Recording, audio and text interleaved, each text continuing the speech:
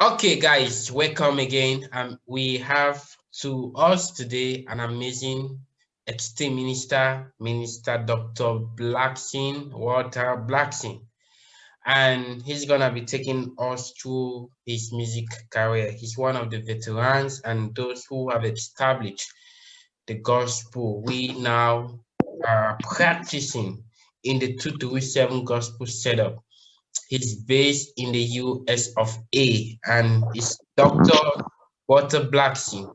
So thank you so much, Doctor, for accepting this talk, and we're looking forward to know you more. Thank you. Okay, sir, I believe many of us might know you, but a lot of us or many persons audience might want to know you more. Do you mind if you introduce yourself to us and tell us who you are, what you want us to know about you? All right. So my name is Walter Blackson, born G. A lot of people know me as G. Um, Blackson is a music name that I adopted in America with my American Blackson family. We are a huge family of um, ex-slave, um, great grandchildren of ex-slaves, and so we formed a big community here. And it's and unfortunately, so just about everyone in the Blackson family is a musician, so it goes a long way. But I Wow. was born and raised in Tico. I was born in Watatang, to be precise, in Tico. I lived in Upper Costains, Likumba. But overall, I'm a Tico guy. That's why I was born. That's why I was raised. I'm third batch of GSS Tico. Then used to be in near the government school Likumba, and I at some point I dropped out of school to, believe me or not, dropped out of school to learn how to play guitars. That's what took me out of school, guitars. Can you imagine that? And so, um, and then 4 years later, I went back to school and then continued with that. But during that 4 years when I was home, those 4 years, I cultivated a strong musical background, a strong, not just a musical background, but a strong, dedicated Christian background. Um, they used my nickname down in Tico is Mystic. Everybody that knows me, they know that it's Mystic. Why did they call me that? I would spend tons and tons of times in the bush praying. That's all I did. Go in the forest, stay there for long hours, just praying, praying, praying. And so we had a music ministry called the Glory Drops. I don't know, a lot of people still remember that group with the famous Ground Cargo song. Nodi puti your heart for ground cargo. Savi say one day you go finish show. That song. So we co-founded that group early 90s and wrote a bunch of songs, toured a lot. And so in music, that's the background. But to take you further back, when I was younger, about 2 years old or so, my dad used to make me sing on his 4 battery cassette recorder. It was a Philips. And so he would make me sing on that and also make me sing when visitors came home. He would and every time I made him mad, he would tell me, you're not going to sing on my radio today. And so that would make me stay my grounds and stay straight so I could sing on there. But that's how I cultivated my music environment. I come from a family of 6. So we're 3 brothers and 3 sisters, and we always traveled around singing in all the Catholic schools around. We sang, everybody knows that little group.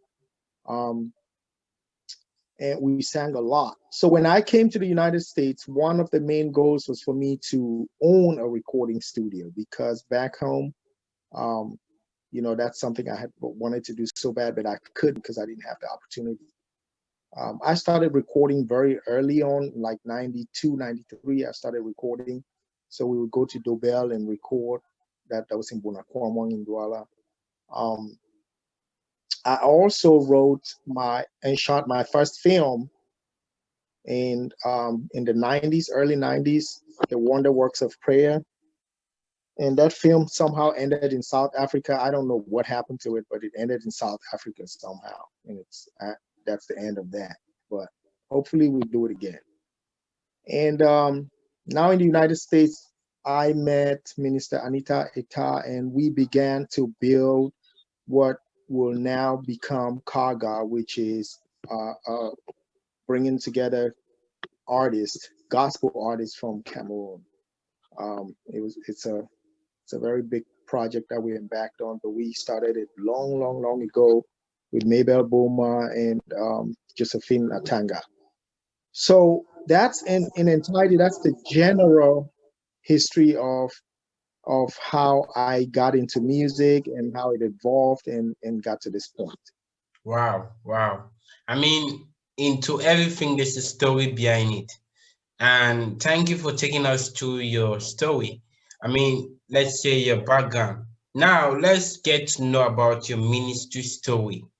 How did you told us about your background, how it all started with your life, but we would like to know specifically your ministry story. You said you were praying, and how did it start up? How did you get into ministry, doing the work of God?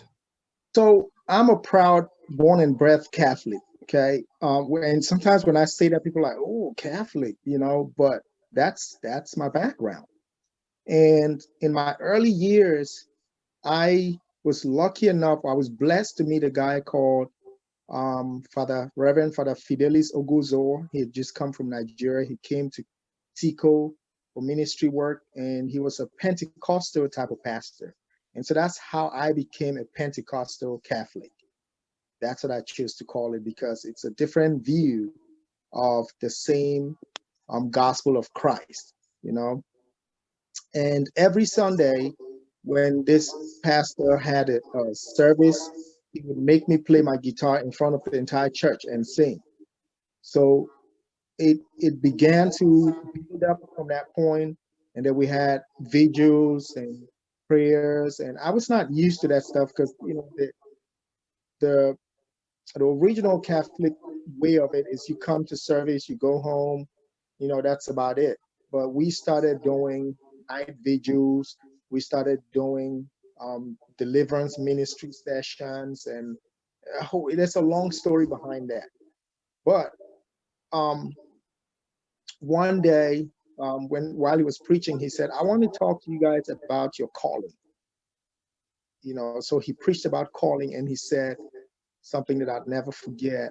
Your calling, your gift, your blessing from God is that one thing that you can do without having to study or add any more knowledge to it, something that you already possess. And when I looked around, I figured the only thing that I could really do without having to learn anything extra would just be to enhance it. But the only thing I knew at that time was singing. And so there become my singing ministry was put on a platform, and I had to use that to grow myself in that field and make sure that I could use. And I promised God, I said, "You gave me this voice. All I'm going to do with it is praise and honor you." So then when I moved to the United States, or as we got into Glory Drops, we visited a whole bunch of different ministries, and and each of those visits added something to that ministry. Each of those sessions added something. Glory Drops also had a deliverance ministry um, part of it, where we visit sick people and we would pray with them. And there are many encounters that I cannot sit here to tell you all because it's too many. To where we pray for somebody and miracles and things right then and there. Some happen later. I'm getting a lot of. Okay, let me just switch off my mic. So that's in essence how that built up. And then when I came to the United States, I became part of another kind of ministry here, which was reaching out, in the ministry of just reaching out to people and praying and talking to them about the word of God. I would shy away from the title pastor, minister, any of that, because I don't feel to be, in that kind of, to take those titles, should I say. But the one thing that I would say is I'm blessed to have a spirit of humility that allows me to always, always, always be a student, to always learn. And then on top of learning, to become a servant. So in everything I do, I strive to be a servant of the people. That's kind of my mantra. That's my title. So if you ever were to say servant of the people, that would be me. That's how I would love to call myself. So that's kind of my ministry life. That's the build up. I have a lot of pastor friends who have also along the line encouraged me in different ways and built my character and my spirit life. And I'm so grateful for that, because not a lot of people get that opportunity. And my pastor, Pastor Charles in Kumba, would tell you that. Minister Anita Ita would tell you that I would always want to learn about ministry stuff. So in a nutshell, without going to too many stories, that's the bottom line. I mean, it's so amazing. Wow. I mean, there's always a story. Many people see success or the glory in people, and they do not know the story behind the glory. And that's what we are learning from what you've said, which is service, humility, tolerance, patience, and being steadfast to see the promises of God over your life. And that's what it's a lesson to all of us.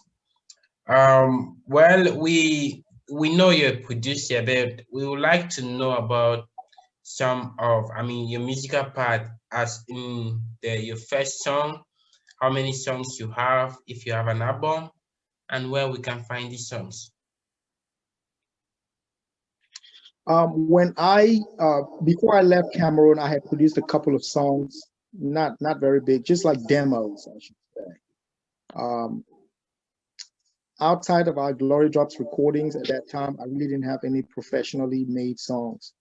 But when I came to this country, I met a big brother in the name of Austin Doe, who took me to his studio. He was still learning at the time, and he produced an album for me.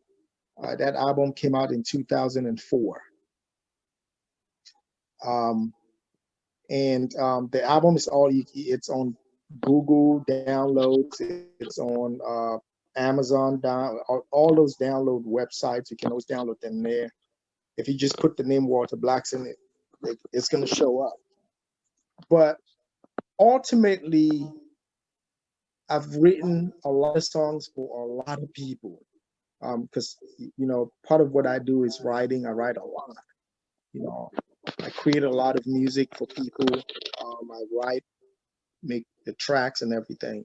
So the problem that my music has suffered is that I've spent on other people's stuff and never really had time to work on my stuff. So every now and then I would sacrifice time to make a song for myself, because it's really difficult to try and do both at the same time. Right now I have anywhere under maybe 50 songs, my songs that I've made, but I can only just about testify that I have about 3 or 4 out there right now outside of the 2 albums. Um, in terms of production, I have more so produced a lot of albums for other people. And if time permits, I'll take you around and show you different albums that I've made for people. I want to count anywhere between 30 to 40 albums, anywhere between 1,000 to 1,500 songs that I've produced so far.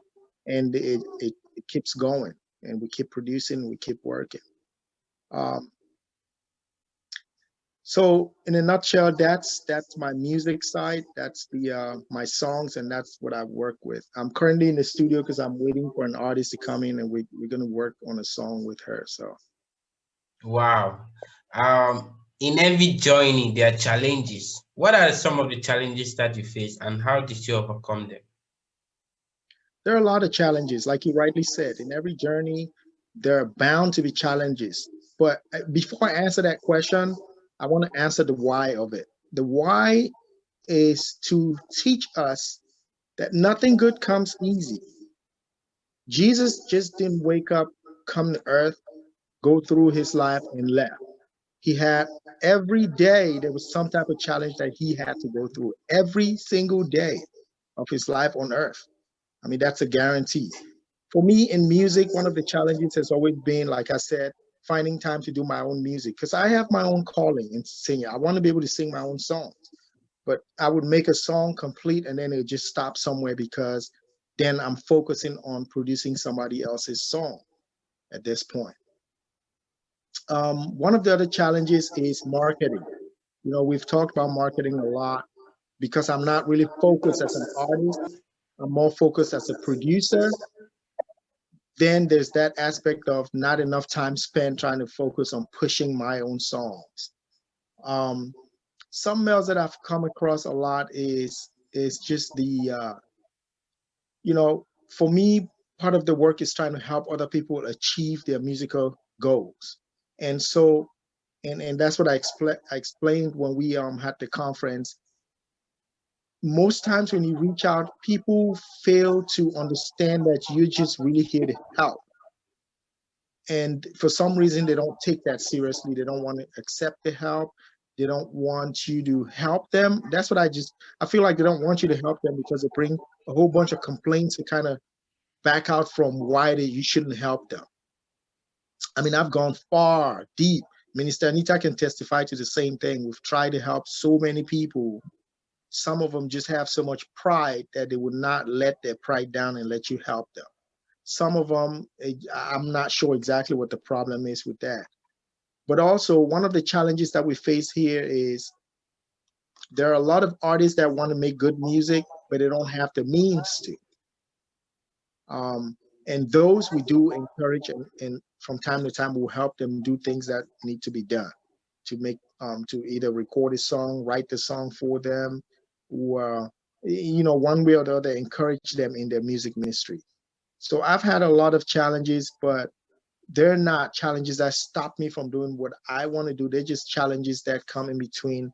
And so I have to be able to divide my time to help this part, but then this other part suffers from that. So you make sacrifice here, but then something else is gone past. Wow. That's such a question, but Yeah, determination is one of the main thing, and which can make us to uphold that which God has planned for us. And the main thing about our services to God is for what the crown He has prepared for us, or the crown He will prepare for us.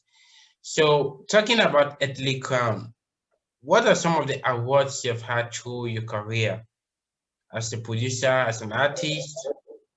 Are there any awards? um, you know, the one important award that I've had is there's a song that I made for an artist called Naomi Achu, and she won an award. I can't remember what the name of it is, but you know, the biggest award for me is the fact that God has humbled me enough and made me a servant of His people.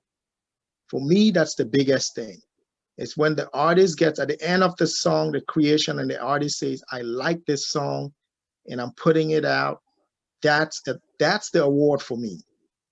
In the essence of where God is glorified, that's the award.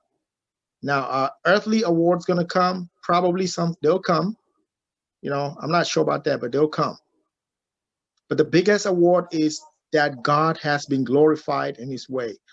And I remember having a prayer in this same room and I was saying, God, please do not take this thing that you've given me. Don't take it away. I don't know why I felt like that day, but I felt as though I needed to ask God to let me continue doing what I'm doing right now.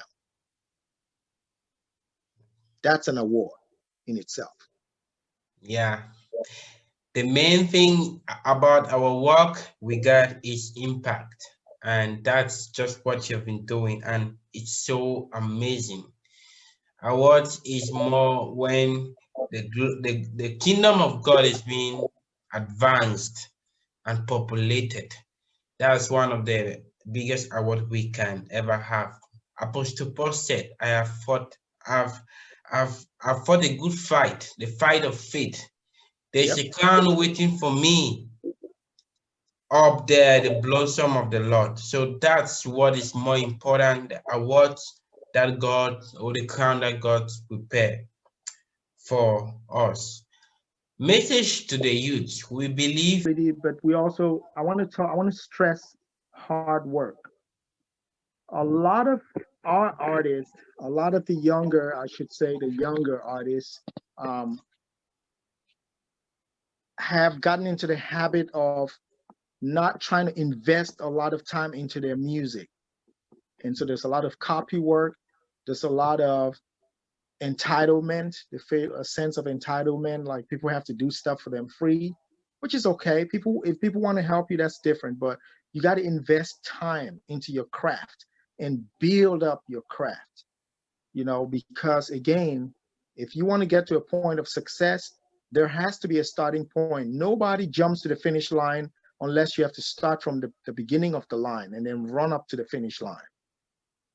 So artists have to cultivate the habit of hard work. On top of that, they also have to cultivate a habit of reaching out. There's nothing wrong in asking for help. I have artists who come in here and they go, I really don't know much about this, but I came here because I need you to help me out.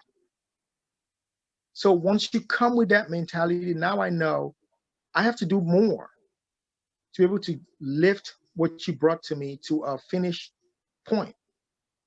So, you know, that's a mentality that we have to have at this point as artists or as up and coming artists.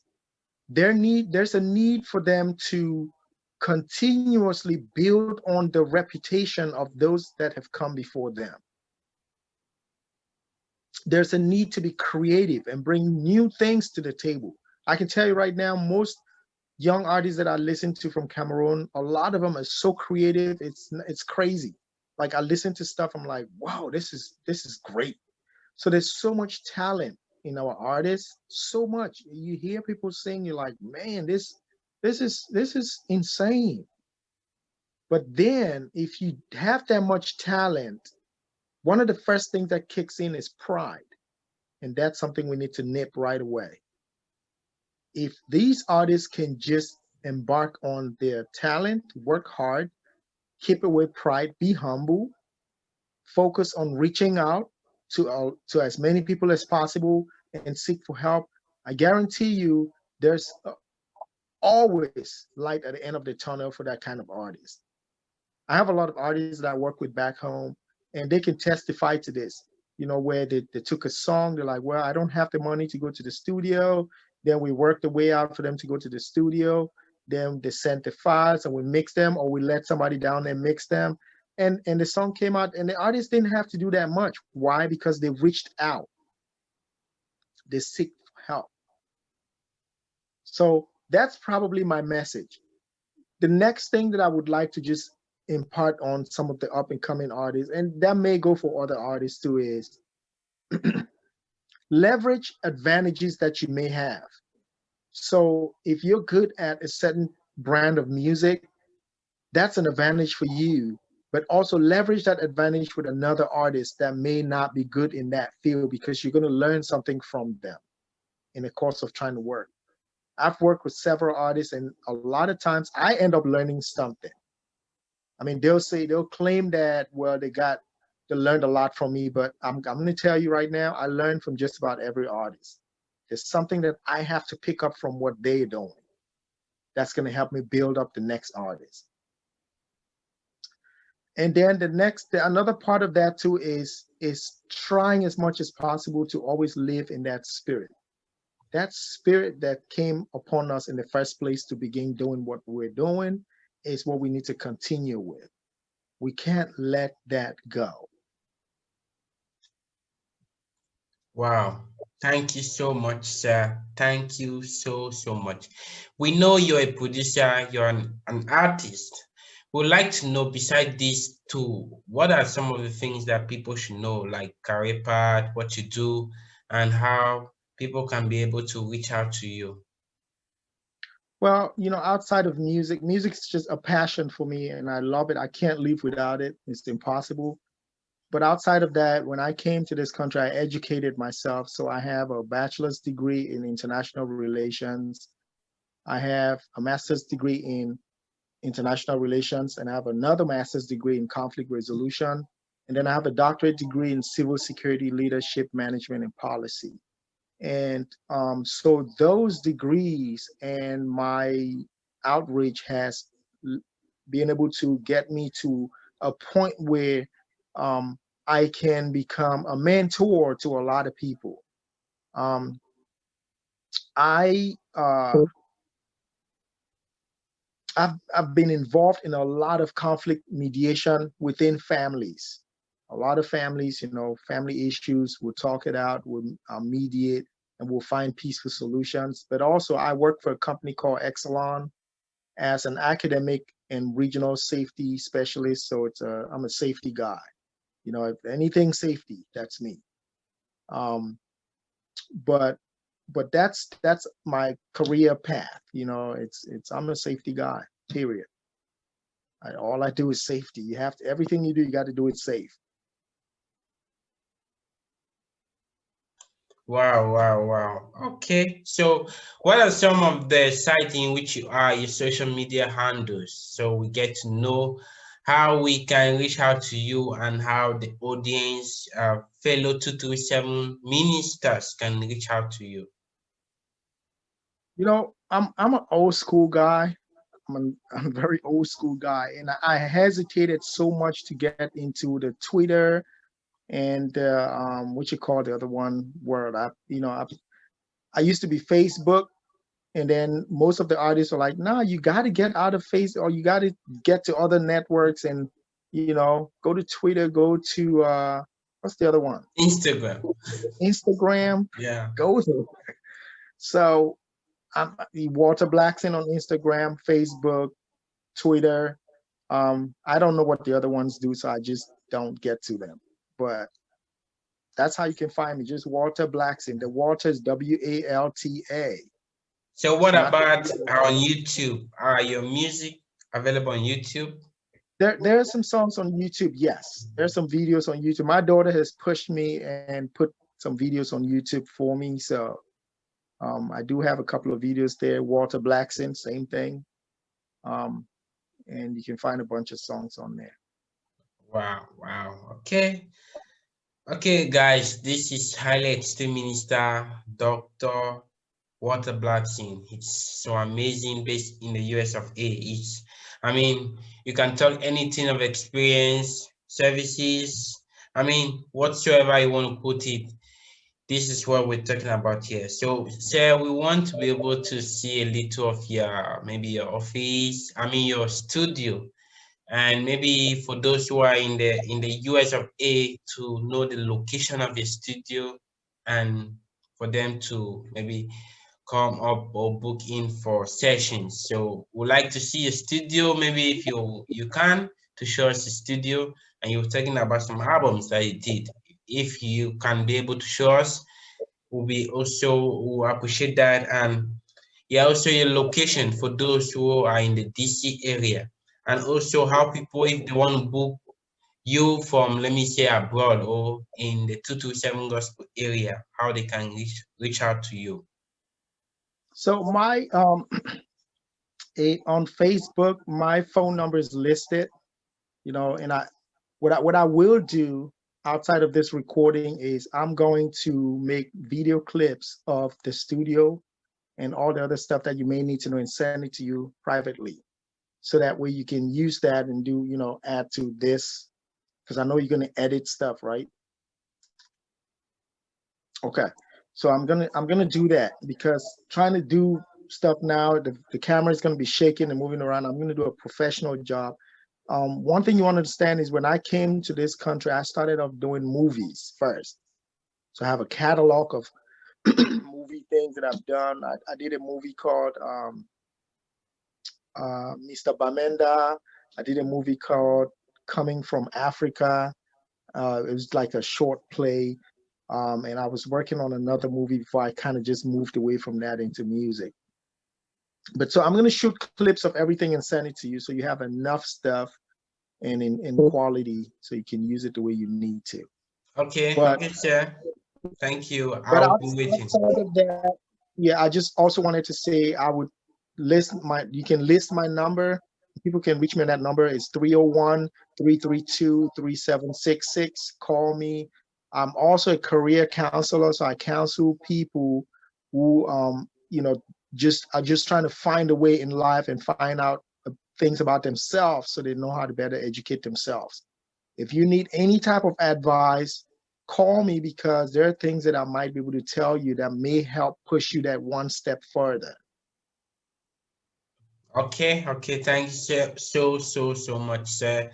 Thank you for being a blessing to the generation. Thank you so much for accepting to bless life all over the world. I mean, your impact is being felt. That we are talking today is not, I mean, determination, steadfastness has proven it, and consistency, more of it, consistency. So we appreciate you. Thank you. We acknowledge what you are doing and we value what you're doing. And it's something which, as a way forward, always keep on. I mean, your name is written already in the books of records of the persons who have established that which is called the 227 Gospel now. So thank you so much, sir. Thank you for being a blessing. And this is just a continuation and follow-up of the project Faces of 227 Gospel. And we are happy to have you, sir, and we'll be waiting for the videos. Thank you very much. I appreciate your time. Okay, thank you, sir. We'll have Thank see you. you another time. All right, bye. Bye-bye.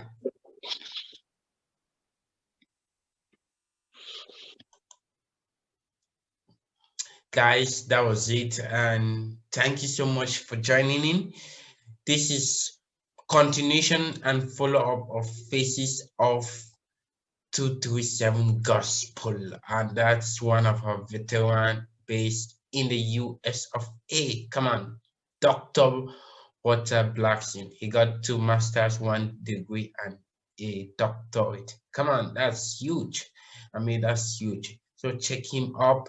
Check out what he can do. He has a lot. He's experienced in production, highly experienced in production. He has everything that you want concerning production, mixing, mastering, and beat creation. So this is it, and I'm talking to you with all for the project Faces of 237 Gospel.